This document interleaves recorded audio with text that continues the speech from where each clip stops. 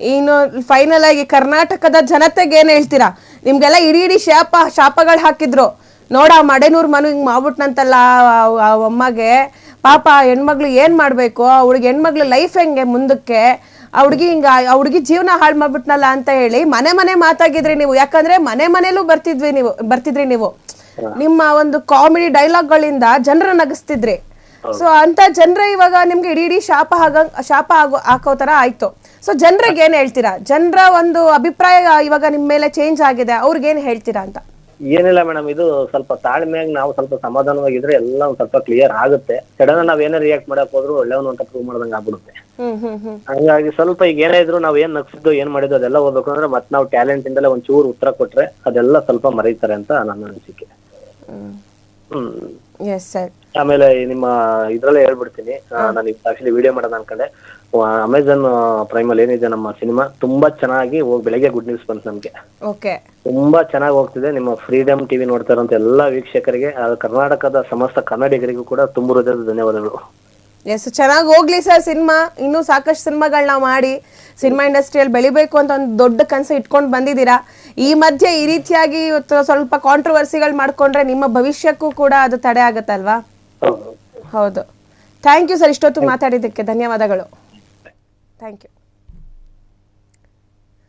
S, Madenur Manu ಅವರು ಇಷ್ಟೊತ್ತು ಮಾತಾಡಿದ್ರು. ಮಿಂಚು ಒಳ್ಳೆಯವರೇ, ಅವ್ರಿಗೆ ಒಂದಷ್ಟು ಜನ ತಲೆ ತುಂಬಿದ್ರು, ಅವ್ರಿಗೆ ಏನೇನೋ ಹೇಳಿದ್ರು. ಸೊ ಹಾಗಾಗಿ ನಮ್ಮಿಬ್ರ ಮಧ್ಯೆ ಜಗಳ ಆಯಿತು. ಈ ಥರ ಜಗಳ ಆಗೋದಕ್ಕೆ ಮೂರನೇ ವ್ಯಕ್ತಿಗಳೇ ಕಾರಣರಾದ್ರು ಅಂತ ಹೇಳಿದ್ರು. ನೋಡಿ, ಇವಾಗ ನನ್ನ ಮತ್ತೆ ನನ್ನ ಫ್ರೆಂಡ್ ಮಧ್ಯೆನೋ ಜಗಳ ಆಯಿತು ಅಂತ ಇಟ್ಕೊಳ್ಳಿ, ಅದು ನಮ್ಮಲ್ಲೇ ಅದು ಬಗೆಹರಿಬೇಕು ಹೊರತು ಇನ್ನೊಬ್ರು ಅದಕ್ಕೆ ನ್ಯಾಯ ತೀರ್ಮಾನ ಮಾಡಿ ಅಂತ ಹೇಳೋದ್ರೆ ಅದು ಯಾವ ಮಟ್ಟಕ್ಕೆ ಹೋಗುತ್ತೆ ಅನ್ನೋದಕ್ಕೆ ಮಡೆನೂರ್ ಮನು ಅವರು ಮತ್ತು ಮಿಂಚು ಅವರ ಕೇಸ್ ಏನಿದೆ ಅದು ನಿಮಗೆ ಪ್ರತ್ಯಕ್ಷ ಸಾಕ್ಷಿಯಾಗಿದೆ. ಮಡೆನೂರ್ ಮನು ಅವರ ಸಿನಿಮಾ ಇನ್ನೇನು ರಿಲೀಸ್ ಆಗಬೇಕಾಗಿತ್ತು. ಆಗ ಈ ಒಂದು ವಿಚಾರ, ಮಡೆನೂರ್ ಮನು ಅವರು ಮಿಂಚು ಅವ್ರಿಗೆ ಮೋಸ ಮಾಡಿದ್ರು ಅನ್ನೋ ಒಂದು ವಿಚಾರ ಮುನ್ನೆಲೆಗೆ ಬಂದು ಅವರ ಸಿನಿಮಾಗೂ ಕೂಡ ಎಫೆಕ್ಟ್ ಆಯಿತು. ಇಲ್ಲಿ ಮಿಂಚು ಅವರು ಉದ್ದೇಶಪೂರ್ವಕವಾಗಿ ಮಾಡಿದ್ದಾರೆ ಅಂತಲ್ಲ, ಮಿಂಚು ಅವರು ಬೇರೆಯವ್ರ ಮಾತನ್ನ ಕೇಳಿಕೊಂಡು ಮಡೆನೂರ್ ಮನು ಅವ್ರ ಮೇಲೆ ಕೋಪ ಮಾಡಿಕೊಂಡು ಈ ರೀತಿಯಾಗೆಲ್ಲ ಮಾಡಿದ್ದಾರೆ ಅಂತ ಮಡೆನೂರ್ ಮನು ಅವರು ಹೇಳ್ತಿದ್ದಾರೆ. ಈಗ ಮಿಂಚು ಅವರು ಯಾರ ಮಾತನ್ನ ಕೇಳ್ಕೊಂಡು ಈ ರೀತಿಯಾಗಿ ಮಾಡಿದ್ರು? ಮಿಂಚು ಅವರಿಗೆ ಯಾರ ತಲೆ ತುಂಬಿದ್ರು? ಮಡೆನೂರ್ ಮನು ಅವ್ರು ಹೇಳ್ತಿದ್ದಾರೆ, ಈಗ ಅದೆಲ್ಲ ಬೇಡ ಬಿಡಿ ಮೇಡಮ್, ಯಾರ್ಯಾರೇನೇನು ಮಾಡಿದ್ರು ಅವರಿಂದ ನಾವು ಸ್ವಲ್ಪ ದೂರ ಇರಬೇಕು ಅಂತ ಅಂದ್ಕೊಂಡಿದ್ದೀವಿ ಅಂತ. ಆದರೆ ಮಿಂಚು ಅವರ ಪರಿಸ್ಥಿತಿ ಆ ಸಮಯದಲ್ಲಿ ನಾವೆಲ್ಲರೂ ಕೂಡ ನೋಡ್ತಿದ್ವಿ, ನಮಗೂ ಕೂಡ ಬೇಜಾರಾಗ್ತಿತ್ತು. ಮತ್ತು ಒಂದು ಕಡೆ ಇನ್ನೊಂದು ಥರ ಟಾಕ್ ಅಂತಂದರೆ ಇವರಿಬ್ಬರು ಚೆನ್ನಾಗೇ ಇದ್ರು ಅಂತ ಅಂದಮೇಲೆ ಅಲ್ಲಿಗೆ ಅವರು ಮಿಂಚು ಅವ್ರ ಮೇಲೆ ಲೈಂಗಿಕ ಕಿರುಕುಳ ಕೊಟ್ಟರು ಅಥವಾ ಅವ್ರಿಗೆ ಹಿಂಸೆ ಮಾಡಿದ್ರು, ಮೋಸ ಮಾಡಿದ್ರು, ಮಡೆನೂರ್ ಮನು ಅವ್ರು ಮೋಸ ಮಾಡಿದ್ರು ಅನ್ನೋ ಒಂದು ಪ್ರಶ್ನೆ ಎಲ್ಲಿಂದ ಬರುತ್ತೆ? ಯಾಕೆ ಮಿಂಚು ಅವ್ರು ಹಿಂಗೆಲ್ಲ ಮಾಡ್ತಿದ್ದಾರೆ? ಇದು ಬೇಕಂತ ಹೇಳಿ ಮಾಡ್ತಿರೋದ? ಮಡೆನೂರ್ ಮನು ಅವರ ಸಿನಿಮಾಗೆ ಎಫೆಕ್ಟ್ ಮಾಡಕ್ಕಂತ ಮಾಡ್ತಿರೋದ ಅಂತ ಹೇಳಿ ಕರ್ನಾಟಕದ ಜನತೆನೂ ಕೂಡ ಮಾತನಾಡಿದ್ರು.